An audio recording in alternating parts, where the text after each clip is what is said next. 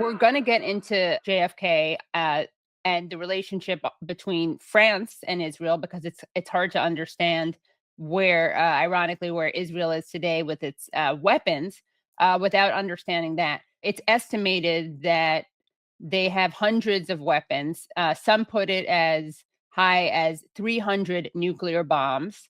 And can you just talk briefly also about, on a related note, the Samson option? Oh, this is so important. We've heard about the Hannibal directive, right? And the Samson option's been around forever. And there's even a book with that title. And it basically says if Israel gets pushed to the wall, they will try to destroy the entire world. And that's Samson. If people know the old biblical story, I forget, someone cut his hair and he was chained to something, and then he pulled the temple. I don't know the whole story, right? But basically it's, hey, if you're going to kill me, I'm going to kill everybody in the room. And if they have as many nuclear weapons as they claim, they could actually make a dent in that, in accomplishing that. Right. And of course, they also had the whistleblower, Mordecai Vanunu, who exposed the nuclear program, and then he was locked up. And he's still, I think he can't leave the country. I think he can't leave Israel. But yeah, that's a whole other really interesting and quite dramatic story. So, and again, it's just so rich that they have the entire Western world, at least, and many governments around the world saying that the threat is from Iran, right? The threat is from Iran. The threat is not from the country that has the weapons and even has the Samson option. So one lesser known part of Israel's history is the relationship between Israel and France. And at one point in the mid-50s, the CIA even noted that France was the major weapons supplier to Israel, with the two countries counting on their mutual relationship to help tame, quote, the problems created by North Africa and Middle East disturbances, end quote. And the CIA further detailed the reported help France applied to Israel's then nascent nuclear program. And the aid didn't stop at energy either, according to the CIA report. Can you talk a little bit about this relationship between Israel and France? Oh, wow. It's a wild one. And it really does start with the reality that France went into Algeria in the early part of the 19th century, killed 1/3 of the population, and turned it into its own personal cash cow. So they've had, and of course Napoleon went to Egypt, right? So France has had its eye, and of course they've devastated Western Africa. I mean, Morocco. I mean, they're just horrible. They have a long track record of doing evil things. So the relationship with France and Israel in particular is so interesting. Believe it or not, the French supported the Zionist terrorists during the British Mandate. Of course, because they wanted to fight the French, right? The enemy. Right. It's a chessboard. So the French were pissed off that the English were interfering in Lebanon and Syria, and the French said they'd get back, and the way they got back was by arming and training terrorists in Palestinian Mandate. Right. So that's step one. Step two, and this is one that people really don't talk about a lot. The French and the English put the canal, the Suez Canal. Again, the 19th century invention, by the way, funded by the same people that funded sending Zionists to Palestine. It was kickstarted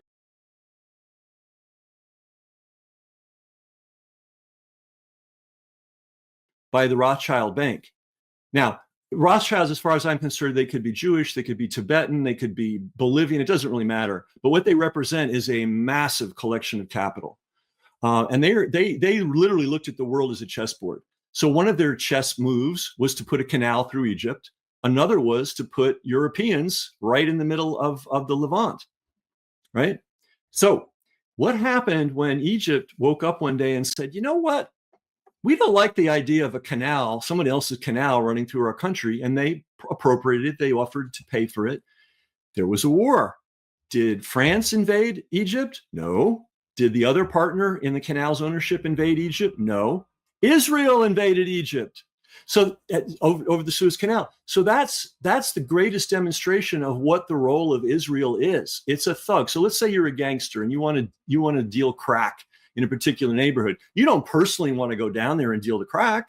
You find some thugs, you send them down there and you put them to work. And when you need them, you call them up and say, I need you to kill somebody. And so that's the relationship. That's been the relationship between Europe and the United States and Israel. Now, sometimes, as in the movie Scarface, the thug who is the underling decides he's more important than other people think, and he's going to exert himself. So that's kind of what we have right now with Israel. We have a thug nation. I mean, Zionism is basically a political malign cult that's based on homicide and theft. I mean, that's kind of really what it is, right? And the people that put Israel in place, put the Zionists in place in Israel, liked having those kind of people in place. So what other French things can we say? Well, in gratitude. Oh, by the way, this is something people also don't know because they don't know about Algeria. The Algeria story is so important.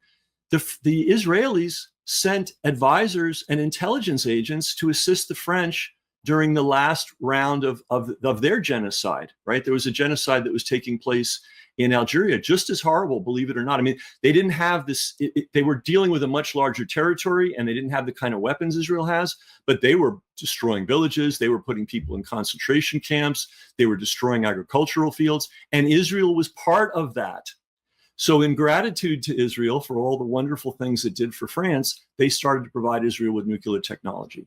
So that's the relationship in a nutshell between Israel and France. Yeah, it's really unreal, and it's just fascinating that as you're pointing out, nobody knows about this and nobody talks about it. What was Kennedy's position on Israel's nuclear program? Oh man, this stuff was buried. It was classified until relatively recently. It was like the holy of holies, the most secret thing that nobody could ever talk about. But the documents exist. I have to tell you, they're in my book. We put the actual texts. We actually took photographs of the actual documents. I mean, this is not a conspiracy theory. This is not, speculation. This is not, we're not talking about files that nobody's ever seen. The files are in the book. You can read them himself. Kennedy was very clear to Ben-Gurion. He said, listen, we got to get into that nuclear research facility you have. We have to do a thorough inspection of it. If not, there's going to be a big problem in your level of support from the United States. Yes. And what kind of resistance did Kennedy encounter when pushing back? The usual Zionist bullshit. Well, it's not convenient right now. And, they just delay. And they even changed prime ministers. So, I don't know if you noticed, but Ben-Gurion left for a while. And they put another guy in. So it's like, you're negotiating with one guy. And suddenly he's out of there and they bring in another guy.